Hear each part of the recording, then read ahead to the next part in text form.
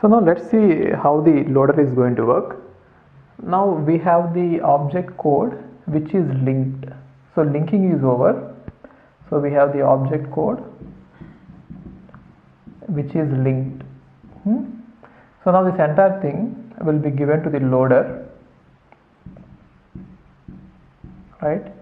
And now loader is going to see, loader knows where this program is going to be loaded, the starting address. How will it know? Operating system will provide it. The operating system will say where the program is going to be loaded, and now depending on the starting address where the program is going to be loaded, loader will adjust the addresses in this. So now using that relocation information which is present in the object code, it will convert the relocatable code. So it is nothing but relocatable, right? So why is it relocatable? It is relocatable because you can still change the addresses in this. Now loader will change the addresses in this, like if it is like go to, let us say, line number 4, right? And if it knows that it is going to be, the program is going to be loaded starting at address 100k, right? Then it is going to change it to 400 plus, like this, right? Now it is going to convert it into absolute code, right? And it is going to load it. So that is how the loader is going to operate. So loader's functionality is very simple compared to linker. Loader is straightforward. It is just take it, add it, and then load it, right? And now once you load it, we assume that the program is not going to move around. The program is going to be present at that part and it is going to finish it off, right? So what has happened now? See this. Now there are various things here. We have to look at various things. One thing is, there is something called as program loading. Program loading. It is nothing but the process of taking the program from the hard disk and putting it into the main memory is called program loading. So what is program loading? Taking the program from the hard disk and then putting it in the main memory so that it will run is called as program loading. And second thing is called as relocation. So what is relocation? Changing the addresses from one form to other form. So relocations, we have seen various things. So already in our object codes, we have some addresses starting from 0, and when we are trying to form or combine many subprograms to form a main program, all these addresses have to be changed. Even though the addresses are changed from absolute, the relocatable code to relocatable code, still that is also called as relocation. As well as when the program is actually loaded into the memory, the relocatable addresses have to be converted to absolute addresses, right? These are also called as relocation. So that is called relocation. And then so one is program loading, so relocation, and there is one more aspect that you have to be considering, that is symbol resolution. So what is symbol resolution? Only way that we can refer to other programs from our program is using symbols, and these symbols have to be resolved, right? So these are the three key aspects that we have to do before we run a program. So whenever you have a program, before we convert into a process and run it, we are supposed to talk about how are we going to load it, how are we going to do the relocation, and how are we going to do the resolution. So traditionally it has been done by using two types of software. One is one is loader and other is linker, right? So if you watch it, linker is responsible for this. So the linker, its main responsibility is symbol resolution,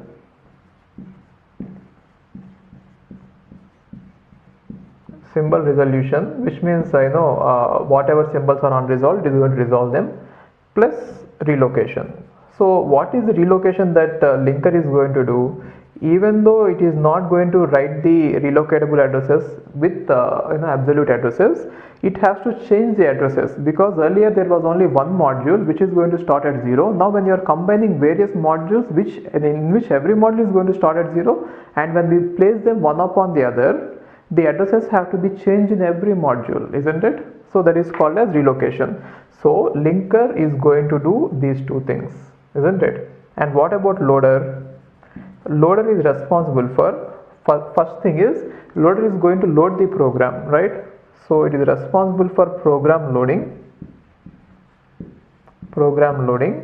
right? plus it is also responsible for relocation, right? So these are the responsibilities of loader. So linker and loader are going to be helpful here. And sometimes what happens is linker and loader will not be separate modules, they will be combined and they will be called as linker loader. And sometimes linker is also called as link editor. The other name of linker is link editor, and sometimes these two programs may be combined. So in question they will tell you whether these two are combined or not. So these two programs combinedly will provide all the functionalities. Got it? So now there are various times at which these activities are happening. So what are the various times that are there during the entire program creation and then process creation and then final execution is, one thing is compile time. Compile time is whatever you do during the compilation is called as compile time. So if you know where the program is going to be loaded while you are compiling the program itself, then you could generate all the absolute addresses, but it is rarely the case. The reason is, one thing is we don't know where it is going to be loaded. Second thing is, even if you know where it is going to be loaded, it has to be combined with other modules. It is rarely a case that you write everything in one program in single monolithic code and then run it at one go. It never happens. We have modularity, right? So compile time binding, it rarely happens. So what is compile time binding? It is nothing but if you can find out the addresses at the compile time. It is not the case. So generally what the compile time will do is, at compile time what will happen is, the symbolic names or the symbolic constants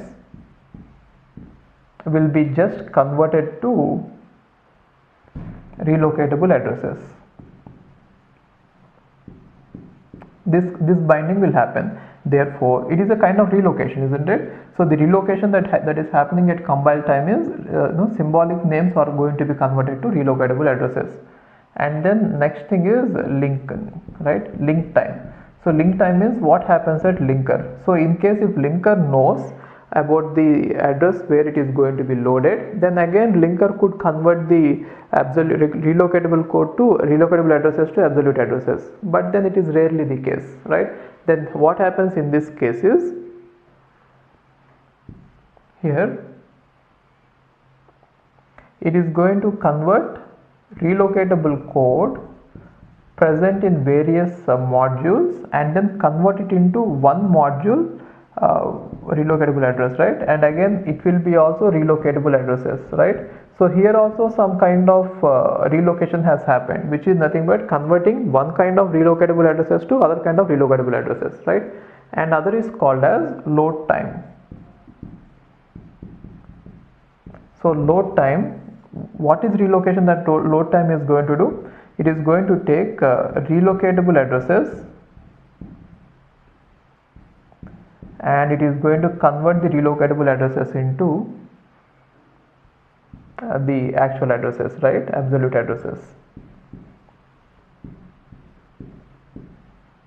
Got it? And finally, runtime. Runtime is nothing but when the program is actually executing, right? So at runtime what happens is, dynamically, okay, one thing is at runtime also some relocation can happen. So sometimes what we want to do is, while the program is executing, we want to move out the program and then move in the program, swap out and then swap in. The process can be moved around. So till this part, loader is assuming that the program will never be moved around. But in case if the program is going to be moved around, right, then what should happen is, again and again we should call the loader. Once we pull out the process and again try to get it into the main memory, again loader has to be involved, right? So memory management unit, the memory manager, is going to pull out the process and again it is going to call the loader to again load it back into the this one, right, runtime. So one more thing that happens at runtime is dynamically linking. So what is dynamic? Anything that happens at runtime is called as dynamic, right? So dynamic linking happens at the runtime. So at this point, dynamically linked libraries are going to be connected, right? So how are they connected? This requires the support from the operating system. So dynamic linking libraries require operating system support, right? If it is static libraries, no operating system support is required. If it is shared dynamic libraries, operating system support is required. Therefore, depending on the operating system, you have to implement it. It is not always possible to implement this, right?